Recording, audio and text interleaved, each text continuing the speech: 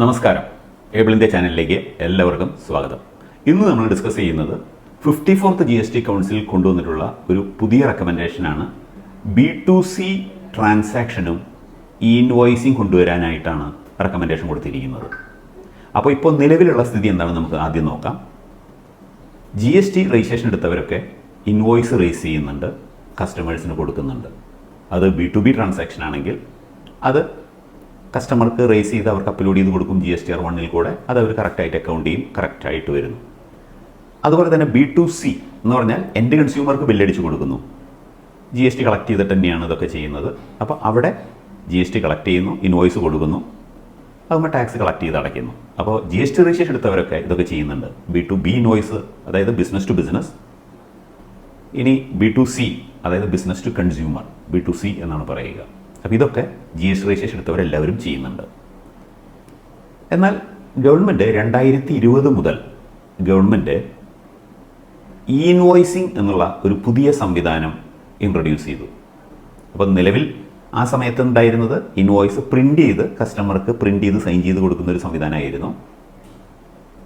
എന്നാൽ 2020 ഇൻവോയ്സിങ് കൊണ്ടുവന്നപ്പോൾ അത് B2B ട്രാൻസാക്ഷന് മാത്രമാണ് കൊണ്ടുവന്നത്. B2B എന്ന് പറഞ്ഞാൽ GST രജിസ്റ്റേർഡ് കസ്റ്റമർക്ക് കൊടുക്കുകയാണെങ്കിൽ മാത്രം ഇൻവോയ്സിങ് മതി എന്ന് പറഞ്ഞു. അപ്പോൾ എന്താണ് ഇൻവോയ്സിങ്? നമ്മൾ ഇൻവോയ്സ് അടിച്ചു കഴിഞ്ഞാൽ അത് GSTയുടെ പോർട്ടലിൽ രജിസ്റ്റർ ചെയ്തതിന് ശേഷം വേണം കസ്റ്റമർക്ക് ഇഷ്യൂ ചെയ്യാൻ. അപ്പോൾ രജിസ്റ്റർ ചെയ്യുന്ന സമയത്ത് ഒരു IRN നമ്പർ എന്ന് പറയുന്ന വലിയ ഒരു നമ്പർ നമ്മൾ പ്രിൻ്റ് ചെയ്തിട്ടുണ്ടായിരിക്കും. അത് ഡിജിറ്റലി സൈൻഡ് ആയിരിക്കും. ഇത് വേണം കൊടുക്കാൻ. അപ്പോൾ ഇത് പ്രിൻ്റ് ചെയ്ത് കൊടുക്കണമെന്നില്ല, ഇമെയിൽ ചെയ്തിട്ടോ വാട്സപ്പ് ചെയ്തിട്ടൊക്കെ കൊടുത്താലും അതൊക്കെ വാലിഡൊക്കെ തന്നെയാണ്. അപ്പോൾ ഒരു പ്രിൻ്റഡ് ഡോക്യുമെൻറ്റിന് പകരം ഒരു ഇലക്ട്രോണിക് വെർഷൻ ആയിട്ട് കൊടുക്കുന്നു. എന്ന് മാത്രമല്ല, ഇത് ഇൻവോയ്സ് ഇഷ്യൂ ചെയ്യുന്ന സമയത്ത് തന്നെ ഇത് രജിസ്റ്റർ ചെയ്തിട്ടുള്ളതാണ്. ഈ GSTയുടെ പോർട്ടലിൽ രജിസ്റ്റർ ചെയ്തിട്ടുണ്ട്. അപ്പോൾ പിന്നീട് ഇത് മാറ്റാൻ സാധിക്കില്ല. മറ്റേ പഴയ സിസ്റ്റം ആണെങ്കിൽ പിന്നീട് മാറ്റും പിടിക്കുകയൊക്കെ ചെയ്യുന്നുണ്ടാവും. ഇത് സാധ്യമല്ല. അപ്പോൾ ഇൻവോയ്സിങ് എന്ന് പറഞ്ഞാൽ ഇതാണ്, രജിസ്റ്റർ ചെയ്തിട്ടുള്ള ഇൻവോയ്സുകളാണ്. അപ്പോൾ 2020 ഈ ഇൻവോയ്സിങ് ഗവൺമെൻറ് കൊണ്ടുവന്നു. അത് B2B ട്രാൻസാക്ഷന് മാത്രമാണ് കൊണ്ടുവന്നത്, B2Cക്ക് ഇല്ല. പക്ഷേ എക്സ്പോർട്ടേഴ്സിന് എക്സ്പോർട്ട് ഇൻവോയ്സ് അടിക്കുന്ന സമയത്ത് B2C ആണെങ്കിലും ഈ ഇൻവോയ്സിങ് ചെയ്യണം. ഓക്കെ. അപ്പോൾ എല്ലാ GST രജിസ്ട്രേഷൻ എടുത്തവരും ഇത് ചെയ്യണമെന്ന് ചോദിച്ചു കഴിഞ്ഞാൽ വേണ്ട, വലിയ ആൾക്കാർ മാത്രം ചെയ്താൽ മതി. അപ്പോൾ 2020 വന്നപ്പോൾ അവർ പറഞ്ഞത് 500 കോടി ടേൺ ഓവർ ഉള്ളവരാണ് ഇത് ചെയ്യേണ്ടത്. പ്രീവിയസ് ഫൈനാൻഷ്യൽ ഇയറിൽ 500 കോടി ടേൺ ഓവർ ഉണ്ടെങ്കിൽ ഇത് ചെയ്താൽ മതി. അപ്പോൾ താഴെയുള്ളവർ ചെയ്യേണ്ട. അപ്പോൾ വലിയ സ്ഥാപനങ്ങൾക്ക് മാത്രമാണ് ഇത് ബാധകമായത്. പക്ഷേ പിന്നീട് പടിപടിയായി അത് കുറച്ച് 500 എന്നുള്ളത് 100 കോടിയായി, പിന്നീട് കുറച്ച് കഴിഞ്ഞപ്പോൾ അത് 50 കോടിയായി, പിന്നെ 20 കോടിയായി, പിന്നെ 10 കോടിയായി, പിന്നെ ഇപ്പോൾ 5 കോടിയായി.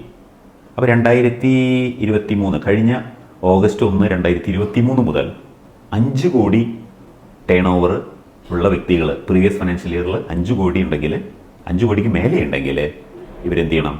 ഈ ഇൻവോയ്സിങ് ചെയ്യണം. അപ്പോൾ 5 കോടിക്ക് മേലെയുള്ള ആൾക്കാർക്ക് ഇലക്ട്രോണിക്കലി ഇൻവോയ്സ് ജനറേറ്റ് ചെയ്ത് വിത്ത് IRN വേണം ഇഷ്യൂ ചെയ്യാൻ. അത് B2Bക്ക് മാത്രം മതി.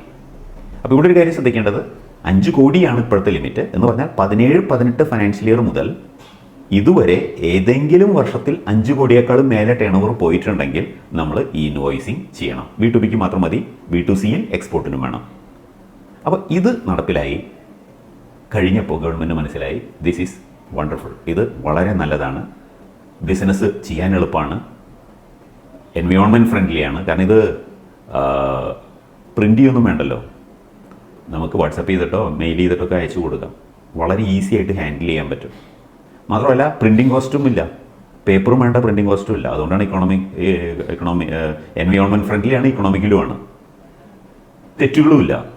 കാരണം ഇൻവോയ്സ് റേസ് ചെയ്തിട്ട് പിന്നീട് അത് റിട്ടേൺ ഫയൽ ചെയ്യുമ്പോൾ സെപ്പറേറ്റ് അടിച്ചു കൊടുക്കേണ്ട ആവശ്യമില്ല. കാരണം ഇത് വൺസ് അപ്ലോഡ് ചെയ്താൽ അതൊക്കെ ഇമ്പോർട്ട് ചെയ്ത് ഈസി ആയിട്ട് ഇലക്ട്രോണിക്കലി നമുക്ക് ഹാൻഡിൽ ചെയ്യാൻ സാധിക്കും. അപ്പോൾ അത് വളരെ ഈസിയാണ്.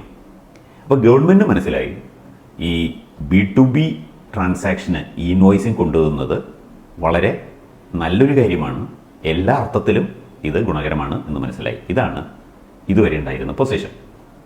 അപ്പോൾ പിന്നീട് ഇപ്പോൾ കഴിഞ്ഞ GST കൗൺസിലിൽ 54th GST കൗൺസിലിൽ ഒരു പ്രപ്പോസൽ വന്നത് ഇതാണ്, നമുക്ക് B2Bക്ക് മാത്രമല്ല B2Cക്കും കൂടി ഈ ഇൻവോയ്സിങ് കൊണ്ടുവന്നാലോ എന്നുള്ളതാണ് അവർ ചിന്തിച്ചത്. B2B ട്രാൻസാക്ഷന് ഈ ഇൻവോയ്സിങ് എന്ന് പറഞ്ഞാൽ അത് സപ്ലയറും റെസിപ്പിയൻറ്റും ബയറും രജിസ്റ്റേർഡ് ആയിട്ടുള്ള സിറ്റുവേഷനാണ്. പക്ഷേ B2C എന്ന് പറഞ്ഞാൽ അത് ബിസിനസ് ടു കൺസ്യൂമറാണ്. അപ്പോൾ കൺസ്യൂമർ പൈസ സപ്ലയർ കൊടുത്താലും സപ്ലയർ ടാക്സ് അടയ്ക്കണ്ടോയെന്ന് ഈ കസ്റ്റമർക്ക് അറിയാൻ വകുപ്പൊന്നുമില്ല. അയാൾക്ക് ഒരു ബില്ലുണ്ടെന്നേ ഉള്ളൂ, ഇത് അടച്ചിട്ടുണ്ടോ അടച്ചില്ലേ ഒന്നും അയാൾക്ക് അറിയില്ല. അപ്പോൾ അത് വലിയൊരു ബുദ്ധിമുട്ടുണ്ടാക്കുന്നു. അപ്പോൾ ഗവൺമെൻറ് ഈ GST കൗൺസിൽ റെക്കമെൻഡ് ചെയ്തൊക്കെയാണ് B2C ട്രാൻസാക്ഷൻ അടക്കം നമുക്ക് ഇൻവോയ്സിങ് സ്റ്റാർട്ട് ചെയ്യാം. അപ്പോൾ ഇൻവോയ്സിങ് എന്ന് പറഞ്ഞാൽ എന്താണ്? ബില്ലടിക്കുമ്പോൾ തന്നെ പോർട്ടലിൽ രജിസ്റ്റർ ചെയ്തിട്ട് വേണം കസ്റ്റമർക്ക് കൊടുക്കുക. അപ്പോൾ B2Cക്കും ഇത് കൊണ്ടുവന്നാലോ എന്നാണ് സജഷൻ വന്നത്, പ്രപ്പോസൽ വന്നത്. അപ്പോൾ കൗൺസിൽ റെക്കമെൻഡ് ചെയ്തു, യെസ് നമുക്കത് നോക്കാം, B2Cക്കും ഇൻവോയ്സിങ് നമുക്ക് സ്റ്റാർട്ട് ചെയ്യാം എന്നുള്ളത്. അങ്ങനെ B2Cക്ക് പ്രപ്പോസൽ വന്നാൽ എന്താണ് ഉണ്ടാവുക? അവിടെ ഒരു കാര്യം പ്രത്യേകം ശ്രദ്ധിക്കേണ്ടത്, ഇത് ഇന്ത്യയിൽ എല്ലായിടത്തും ഒറ്റയടിക്ക് ഇത് സ്റ്റാർട്ട് ചെയ്യുകയല്ല ചെയ്യുന്നത്. ഇത് പടിപടിയായിട്ടാണ് വരിക, അല്ലാതെ ഒറ്റയടിക്കല്ല. ഇത് സ്റ്റെപ്പ് ബൈ സ്റ്റെപ്പ്. ഇപ്പോൾ നേരത്തെ നമ്മൾ B2Bക്ക് ഇൻവോയ്സിങ് പറഞ്ഞപ്പോഴും ഒറ്റയടിക്കല്ലല്ലോ വന്നത്. 500 കോടി, 100 കോടി, 50 കോടി, 20 കോടി, 10 കോടി, 5 കോടി, അതായത് പടിപടിയായിട്ടാണ് വരുന്നത്. അപ്പോൾ അങ്ങനെയുള്ള ഒരു സിറ്റുവേഷനാണ് സക്സസ്ഫുള്ളായിട്ട് നമ്മൾ ഇംപ്ലിമെൻറ്റ് ചെയ്തത് സ്റ്റെപ്പ് ബൈ സ്റ്റെപ്പ് ആയിട്ട് തന്നെ, ഫേസ്ഡ് മാനർ.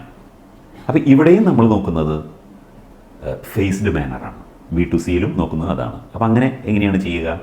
ഓൾ ഇന്ത്യ എല്ലായിടത്തും ഇംപ്ലിമെൻറ്റ് ചെയ്യല്ല, ചില സ്റ്റേറ്റുകൾക്ക് വോളണ്ടറിലി ആക്സെപ്റ്റ് ചെയ്യാം.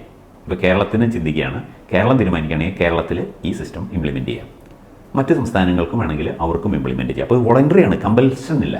It is not compulsory. ഇപ്പോൾ കമ്പൽസറി അല്ല, അവരുദ്ദേശിക്കുന്നത് ഇറ്റ് ഈസ് വോളണ്ടറി. അപ്പോൾ താല്പര്യമുള്ള സംസ്ഥാനങ്ങൾക്ക് ഇത് ട്രൈ ചെയ്യാവുന്നതാണ്. മാത്രമല്ല, ഒരു സംസ്ഥാനത്തിനകത്ത് ഇത് ഇംപ്ലിമെൻറ്റ് ചെയ്താൽ അത് ആ സംസ്ഥാനത്തിന് പൂർണ്ണമായിട്ടുണ്ടാവണമെന്നില്ല.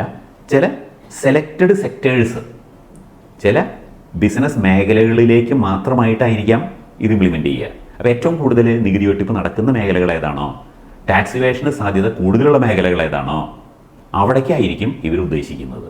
അപ്പോൾ ഓൾ ഇന്ത്യ അല്ല, വോളണ്ടറി മാത്രമാണ്. സംസ്ഥാനങ്ങൾക്ക് തീരുമാനിക്കാം.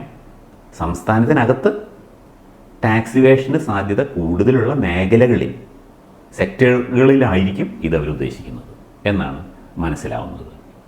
അപ്പോൾ കേരളത്തിനെ സംബന്ധിച്ച് നോക്കുകയാണെങ്കിൽ നികുതി വരുമാനം വളരെയധികം കുറവാണ്. നമുക്ക് ഗ്രോത്ത്, ടാക്സ് കളക്ഷനിൽ തീരെ ഗ്രോത്ത് ഇല്ല.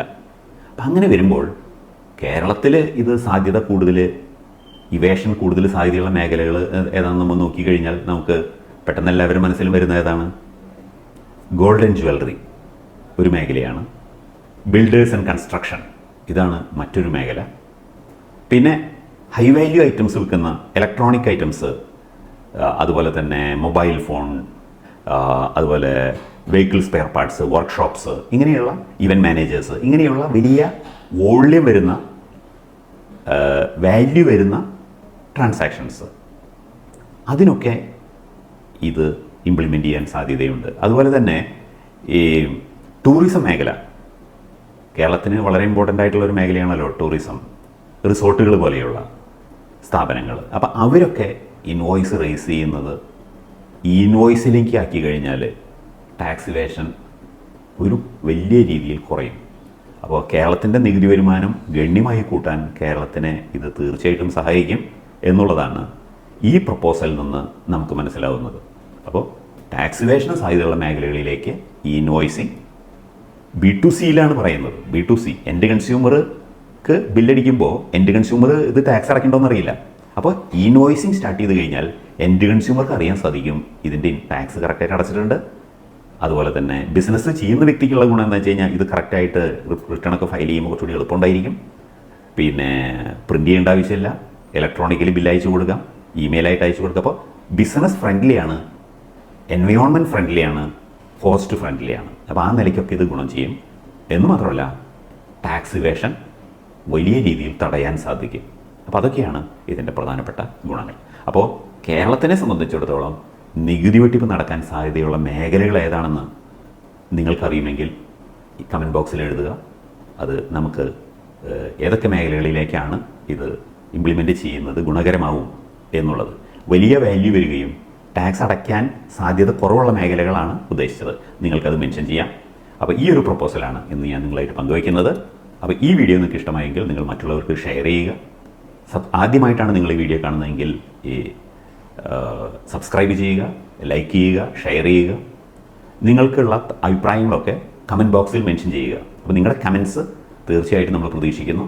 അപ്പോൾ മറ്റൊരു എപ്പിസോഡുമായി വീണ്ടും കാണാം. നന്ദി.